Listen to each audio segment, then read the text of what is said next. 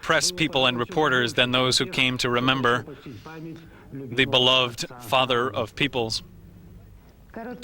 A brief report now on the processes underway in the Army and the Navy. According to the Black Sea Fleet Press Center, the representatives of the Ukrainian Defense Ministry have arrived in Sevastopol. They will meet on Wednesday with the commander of the fleet, Admiral Igor Gainey. They also discussed the creation of a Ukrainian Navy in the Black Sea.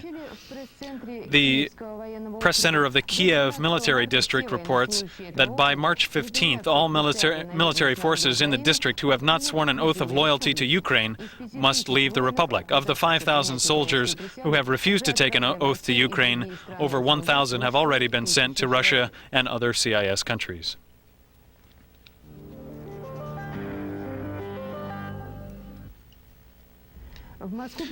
A delegation from Great Britain arrived in Moscow today. They will provide consultation services to the Russian government as it enters the International Monetary Fund.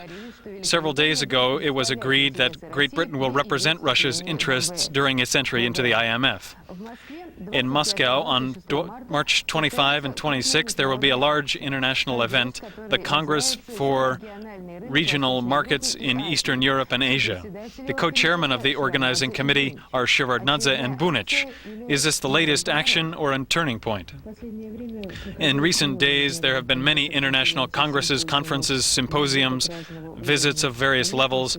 We understand they all have one goal: to find support in the West, which we need, but is so far limited to receiving humanitarian assistance and hopes.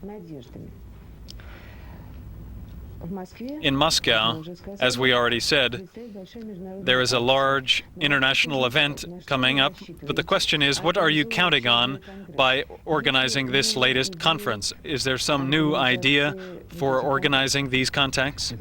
It is not the latest Congress because, according to our beliefs, there have been many Congresses. If you take the absolute number, if you count them according to the requirements, there have been very few, and if you count them by their results, there have been almost none. The Eastern European market has been destroyed by two reasons. The first is that the CMEA destroyed it. It did not create it, but destroyed it. And the second reason is the CIS is not working out, so we are also losing our close neighbors. Our countries are connected geographically, and if we lose this chance to work together, we will begin moving backward very soon. The conference hopes to melt this iceberg and move it forward so that public opinion will be moved. So you think the main thing is public opinion. And what about hard currency, which we don't have? We could also have other arrangements like barter arrangements based on hard currency, but without participation of dollars, as we did before. It seems to me there's one more danger on the information area, television and radio. The destruction of these links on the information field will also threaten us with great losses. Do you suppose to consider these issues? Yes, we believe we must maximally unify the information field. We can't break everything down into narrow businesses. We are allies with you here. Thanks for the interview. The foreign ministers of all countries along the Baltic Sea have gathered for a two-day meeting in Copenhagen. They are expected to form a new council for all the Baltic states. The Americans, French, and Canadians, after President Yeltsin's last two trips, have become Russia's friends. But what are our relationships with the rest of the world, at least with our closest neighbors? The session, which opened today in the Danish capital, of the foreign ministers of Baltic Sea countries should determine the depth of feeling between these 10 countries of Northern Europe. They are on various uneven political and economic levels, and they recently stood on opposing sides of ideological barricades, but now we understand that we can become, if not friends, at least comrades, and there's a reason for this. On the one hand, the rich Scandinavian countries and Germany are trying to motivate the former Soviet and socialist camps to abandon their habit of polluting the environment. This clean water in a city of 1 million is worth preserving. There is another purely mercantile reason for this. We can sell them energy resources and buy high technology, and they can cheaply transport their goods and use our still cheap labor force. The mediator in all of this will be the Council of Baltic Sea States, which for the first time in recent years will unify Russia and the Baltic states of the former Soviet Union. The results of the conference will become known tomorrow.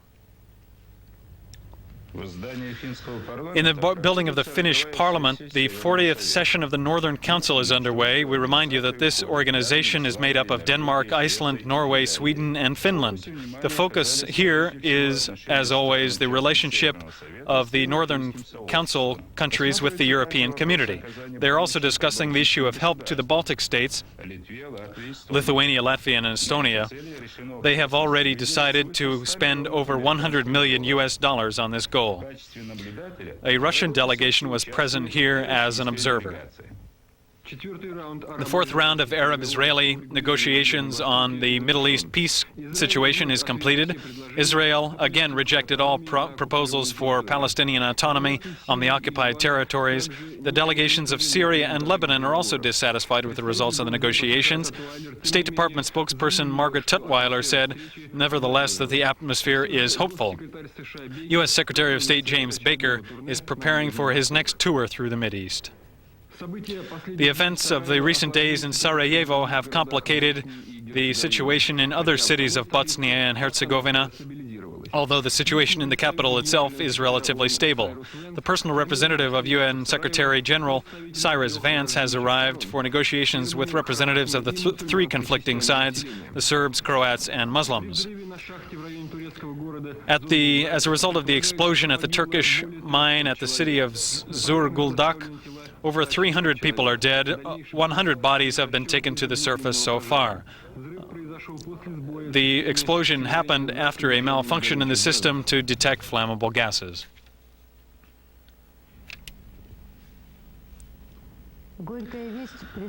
Sad news comes today from Great Britain. On March 4th, in one of the hospitals of London, just as he was preparing to have an operation, the great Russian actor Yevgeny Yevstyenkiev died of a heart attack. His fans had recently congratulated him on his 65th birthday. He acted very recently in a Gogol play premiere at the Chekhov Theater.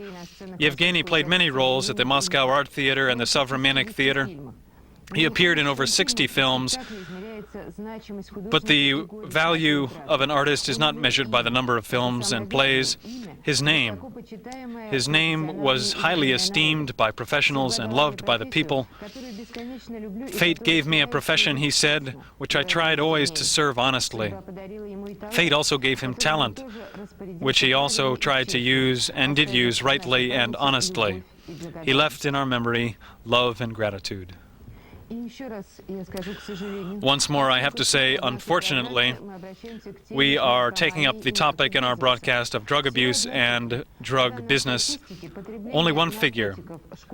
The use of drugs in our schools has increased 15% over last year.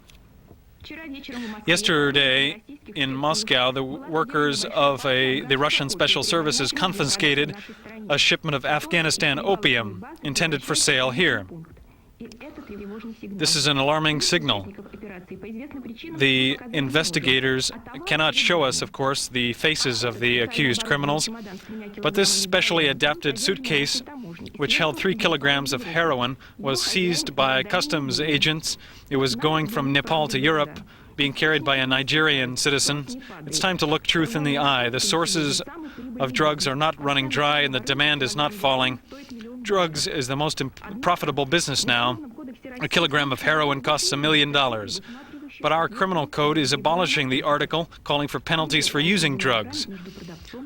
It will erase the boundary between the seller and the user. This change in our laws does not seem to be the best antidote to this problem. This change in our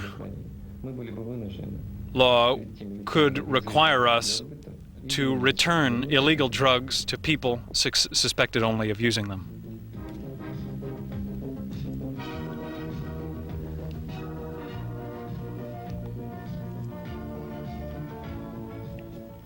Good evening. The Olympic flame was extinguished in Albertville 11 days ago, and now we still remember about the victories on the ski trails, biathlon trails, and other venues of the Olympics. We, with pleasure, recall the clearest moments of the Olympics. We have an old tradition of welcoming Olympic champions home. Today, the Moscow mayor's office held a reception for our Olympic athletes.